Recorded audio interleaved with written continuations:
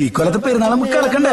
പിന്നല്ലേ രാജകമ്പറുടെ പെരുന്നാൾ ആഘോഷിക്കാൻ മണമൽക്കാരുടെ തട്ട് എന്തെങ്കിലും താണു കണ്ടിട്ടുണ്ടോ?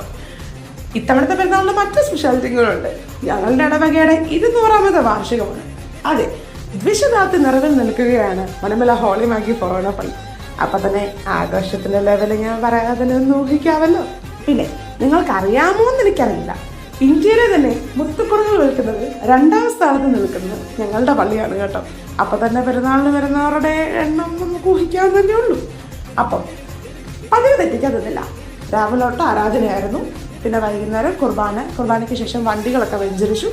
ഇന്ന് 2ാം ദിവസമായ ഇന്ന് പൂർവികരുടെ അനുസ്മരണ ദിവസമായിരുന്നു. നാളെ 48ാമത് മണമല ബൈബിൾ കൺവെൻഷൻ തുടങ്ങും. പിന്നെ ജനുവരി 5-ാം തീയതി. അല്ല, വരാൻ പോകുന്ന കൂട്ടത്തെ കുറിച്ച് ഞാനിങ്ങനെ പറഞ്ഞറിയിക്കുന്നത് കാണാമല്ലോ അല്ലേ? അപ്പം ഇന്നത്തെ വീഡിയോ ഇത്രേ ഉള്ളൂ. വീഡിയോ ഇഷ്ടമായാൽ ലൈക്ക് ചെയ്യുക, ഷെയർ ചെയ്യുക, സബ്സ്ക്രൈബ് ചെയ്ത് ചാനൽ സപ്പോർട്ട് ചെയ്യുക. പെരുന്നാളിൻ്റെ വീഡിയോസിനായി